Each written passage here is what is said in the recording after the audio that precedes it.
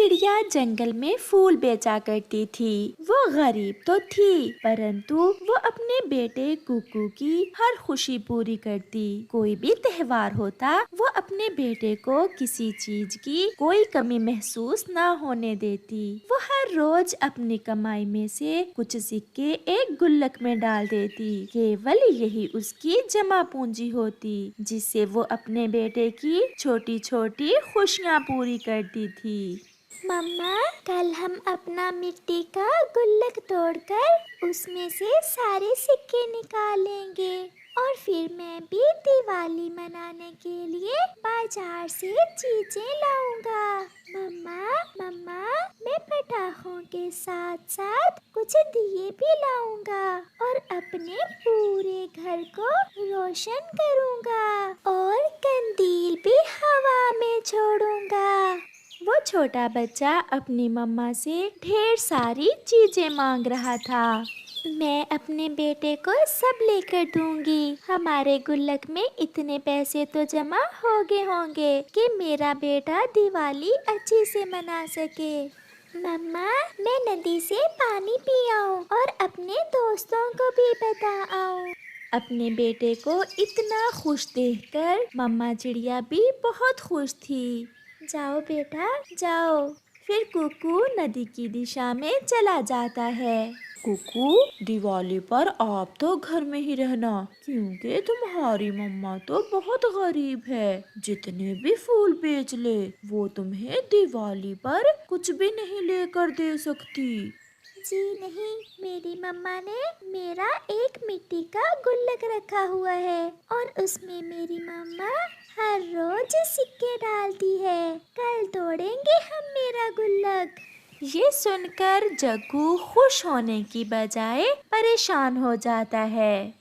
मेरी अपनी मम्मा से शर्त लगी थी कि तुम दिवाली नहीं मना सकते, परंतु तुम तो बड़े तेज निकले। मैं अभी जाकर अपनी मम्मा को बताता हूँ।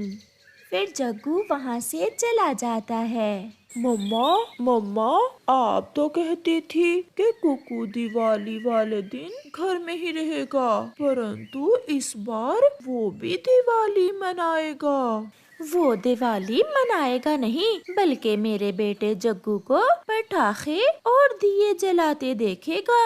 मम्मा नहीं, ऐसा नहीं है। उसकी मम्मा ने कुकू के गुल्लक में दिवाली मनाने के लिए सिक्के जमा कर रखे हैं।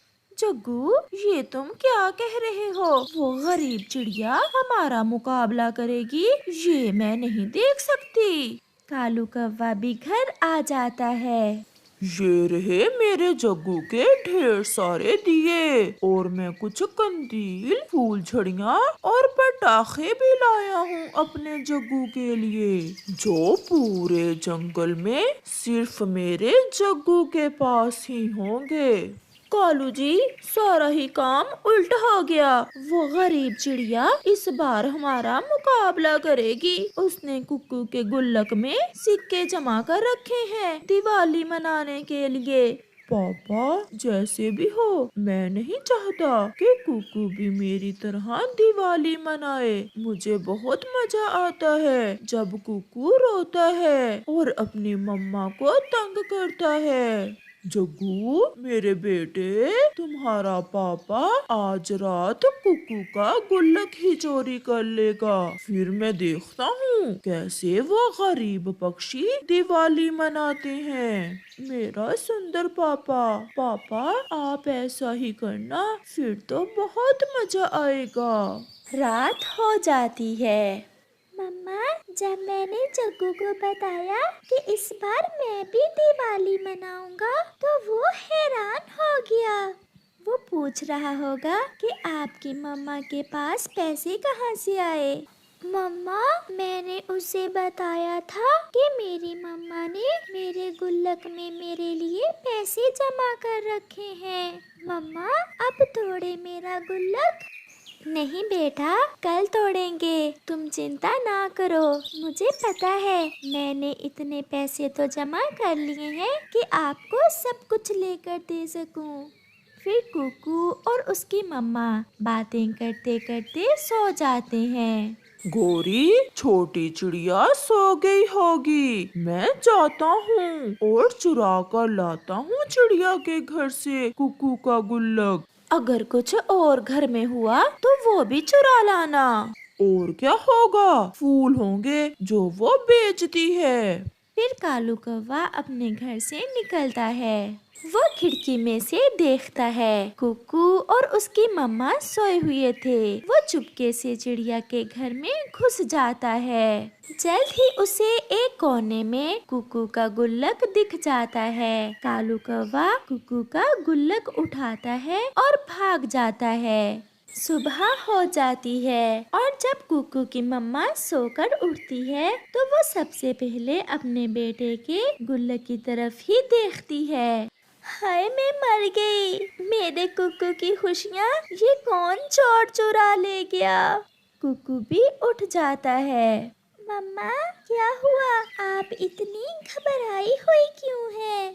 बेटा, आपका गुल्लक नहीं है, कोई चोर चुरा ले गया है। ये सुनकर कुकू रोने लग जाता है। मैं अब दिवाली कैसे मनाऊंगा? मैं कैसे पटाखे और फूल झड़ियाँ खरीदूंगा?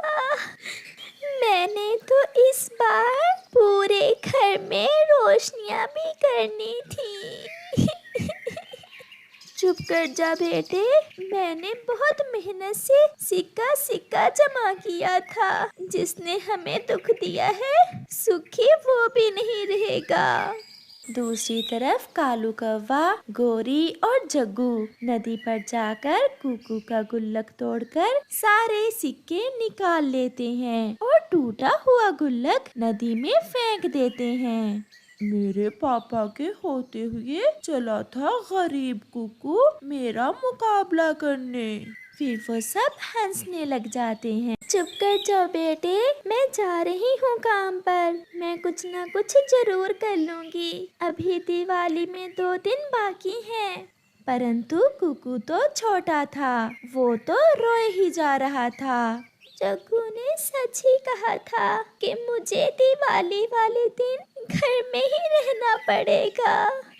मैं बाहर नहीं जाऊंगा मम्मा, आप जाएं। फिर चिड़िया अपने फूल लेकर जंगल के बाजार चली जाती है। फूल ले लो फूल, ताजे ताजे फूल। सब पक्षी तो दिवाली मनाने की तैयारियों में लगे हुए थे। आज तो चिड़िया का कोई भी फूल नहीं बिकता। वो निराश होकर एक जगह बैठ जाती है और रोने लग जाती है। कोई इतना गरीब भी ना हो कि अपने बच्चों की खुशियाँ ही पूरी ना कर सके। उस जालिम ने मेरे कुकू का गुल्लक नहीं चुराया, बल्कि हमारी सारी खुशियाँ ही चुरा ली। कुकू घर में बैठा हुआ था कि दरवाजे पर दस्तक होती है। मेरी मम्मा तो फूल बेचने गई हुई है। आप कौन है अंकल? बेटा, मेरा नाम कुमकुम है। मैं सागर वाले जंगल से आया हूँ। मैंने कुछ उधार लिया हुआ था आपके पिताजी से, मैं वो वापस करने आया हूँ। ये थैली आप रख लें और जब आपकी मम्मा आए तो उसे बता देना कि कुमकुम अंकल आए थे और ये थैली दे कर गए हैं। ऐसा कहते हुए वो पक्षी चला जाता है। शाम हो गई थी। चिड़िया ना चाहते हुए भी अपने घर को वापस उड़ती है। वो अपने बेटे का सामना करने से डर रही थी। मम्मा, कुमकुम अंकल कौन है? वो आए थे और ये थैली देकर गए हैं। कहते थे कि उन्होंने पिताजी से कुछ उधार लिया था। कुमकुम अंकल, बेटा, कुमकुम अंकल तो आपके पिताजी के बचपन के दोस्त थे। और इस थैली में क्या है? फिर चिड़िया वो थैली खोलती है। उसमें तो ढेर सारे रुपए थे। इतने पैसे देखकर चिड़िया के तो होश ही उड़ जाते हैं। इतने सारे पैसे? फिर दिवाली का दिन भी आ जाता है और चिड़िया अपने बेटे के लिए पूरे घर को रोशन करने के लिए दिए लेती है, कंदील लेती है, पटाखे और रंग बिरंगी लाइटें लेती है। कुकू बहुत खुश था। वो अपने घर को रोशन करता है। पूरे जंगल में सबसे ज्यादा रोशन और आतिशबाजी करता है। वो बहुत खुश था। गौरी, ये चिड़िया का घर कैसे रोशन हो गया? इतने दिए उसने कहाँ से ले लिए? और आतिशबाजी भी हो रही है चिड़िया के घर से। पापा, कुकू जीत गया और मैं हार गया। सच ही कहते हैं कालू, किसी की रोशनियाँ चुराने से कोई गरीब नहीं हो जाता, क्योंकि सच्चाई और अच्छाई की रोशनी कोई छीन नहीं सकता। प्यारे दोस्तों, आप सबको दिवाली की नेक शुभकामनाएं। और ऐसे खुशी के त्योहार पर गरीब पक्षियों का भी ख्याल रखें। आप सबका धन्यवाद। उन दिनों जंगल में भोजन की बहुत ज्यादा कमी हो गई थी। उसी वजह से सभी पक्षी बहुत परेशान थे। उसी जंगल में एक चील भी रहती थी, जिसके घर के पास एक आम का बड़ा पेड़ था। वो आम का पेड़ तो आमों से भरा हुआ था, परंतु वो चील बहुत कंजूस और जालिम थी। वो तो किसी को एक आम भी खाने को ना देती थी। चिड़िया अपने घर में भूख की सताई हुई बैठी थी। अगर ऐसे ही चलता रहा तो मैं भोजन कहाँ से लूंगी? मैंने तो कल से कुछ भी नहीं खाया। अब तो मुझे बहुत कमजोरी महसूस हो रही है। चील भी अपने घर की तरफ जा रही थी कि उसकी ऐनक अचानक से नीचे गिर जाती है और सीधी चिड़िया के घोंसले में आकर गिरती है। अरे, ये क्या हो गया? मेरी ऐनक तो नीचे गिर गई। बिना ऐनक के तो मुझे अच्छे से नजर भी नहीं आता। अब ऐनक तो मुझे नजर नहीं आएगी। मैं आहिस्ता आहिस्ता उड़कर अपने घर में चली जाती हूँ। ये ऐनक तो चील दीदी की है। मैं चील दीदी की ऐनक उसे दे आती हूँ। मेरे तो ये किसी काम की है नहीं। चिड़िया वो ऐनक लेकर चील की तरफ जाती है। कौन है मेरे घर के पास? कहीं कोई मेरे आम तो नहीं तोड़ रहा? नहीं नहीं, कोई भी आपके आम नहीं तोड़ रहा। मैं चिड़िया हूँ। मुझे आपकी ऐनक मिली थी, वो देने आई हूँ मैं आपको। ऐनक? लाओ चिड़िया, बिना ऐनक के तो मुझे कुछ भी दिखाई नहीं दे रहा। ये लें चील दीदी। तुम्हारा बहुत बहुत धन्यवाद चिड़िया। मैंने तो सोचा था कि मुझे अब मेरी ऐनक कभी नहीं मिलेगी। मांगो। क्या मांगती हो चिड़िया? आपने मेरी ऐनक मुझे ढूंढ कर दी है। मैं भी तुम्हें कुछ देना चाहती हूँ। चील दी, 2 दिन से भूखी हूँ और जंगल में भोजन भी नहीं मिल रहा। अगर आप मुझे एक आम दे दें तो मेरे 2-4 दिन गुजर जाएंगे।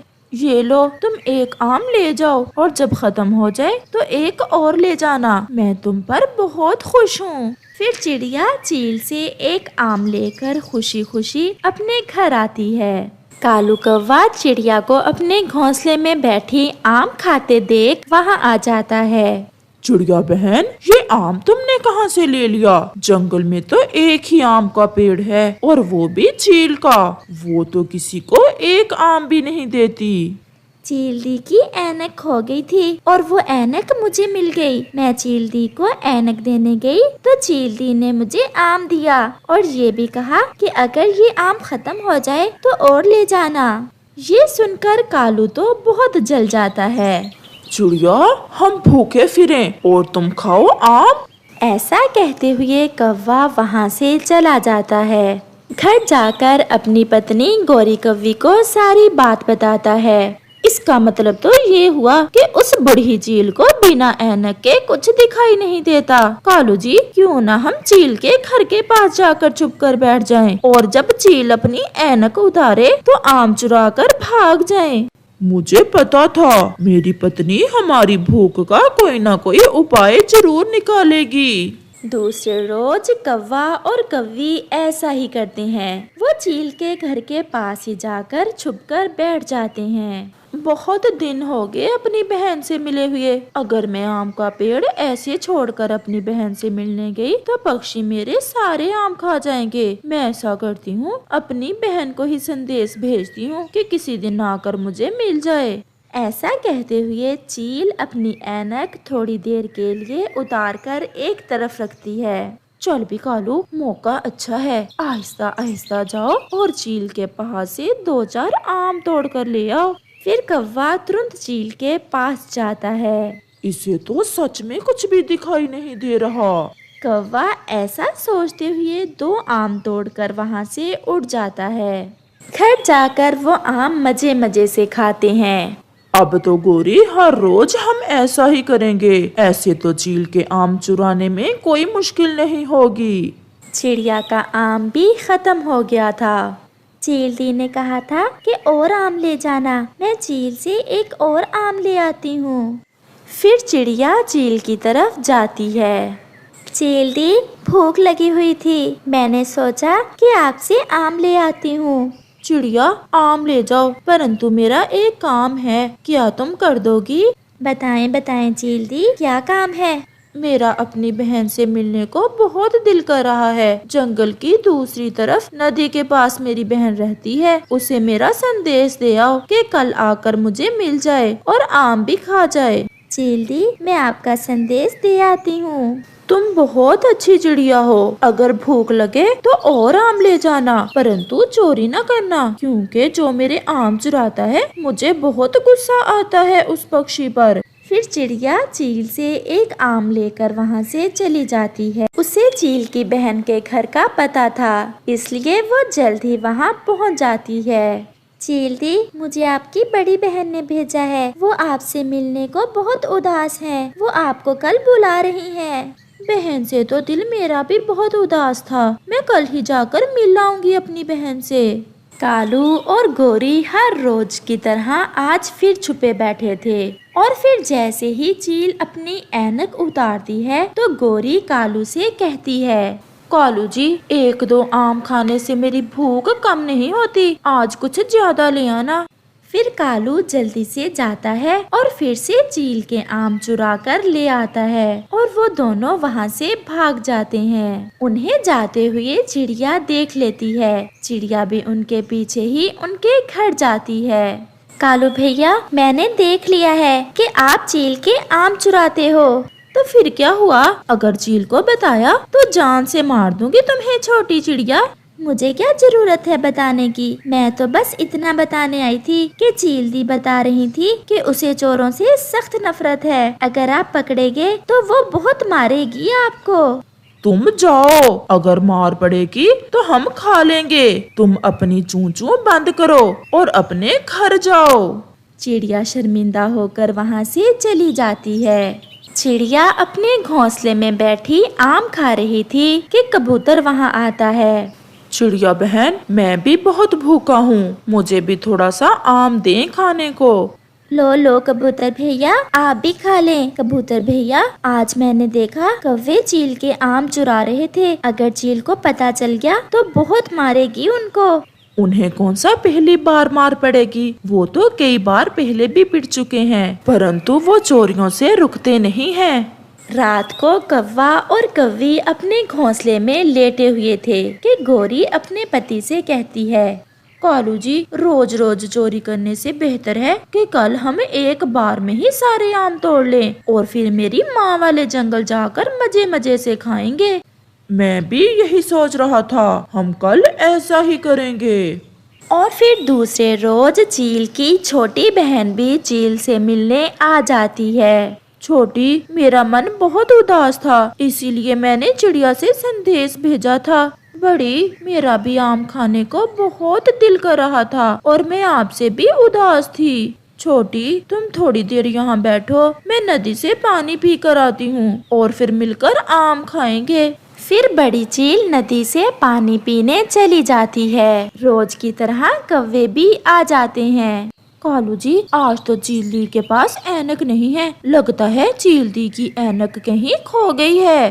कालू और गोरी को ये नहीं पता चलता कि ये तो चील की छोटी बहन है और बड़ी चील तो नदी से पानी पीने गई हुई है। तो फिर आज हम सारे आम ही तोड़ लेंगे। फिर वो चील के पास जाते हैं। छोटी चील भी खामोश रहती है। वो कौवा और कौवी आम तोड़ तोड़ कर नीचे फेंकने लगते हैं। इन्हें ऐसा करते देख छोटी चील उन्हें पकड़ लेती है। बेशरम कौवो, चोरी करते हो। चील दी, आपको ऐनक के बिना कैसे नजर आ रहा है? वो मेरी बड़ी बहन है ऐनक वाली। बड़ी बहन भी आ जाती है और वो दोनों बहनें कौवों को पेड़ से बांध देती हैं। तो जब मैं ऐनक उतारती थी तब तुम मेरे आम चुराते थे। आज तुम्हें ऐसा सबक दूंगी जिंदगी भर याद रखोगे। फिर चील उनकी खूब पिटाई करती है। चील दी, एक बार छोड़ दो, फिर कभी इधर नहीं आएंगे। ऐसे ही वहाँ चिड़िया भी आ जाती है और चिड़िया चील की मिन्नती करके कौवों को चील से बचाती है। चिड़िया, अगर फिर ये कौवे मुझे इस तरफ नजर आए जान से मार दूंगी। ले जाओ चिड़िया इन चोरों को। फिर ऐसे चिड़िया कौवों को बचाकर वहाँ से ले जाती है। इस कहानी से हमें सीख मिलती है कि चोर एक ना एक दिन पकड़ा ही जाता है।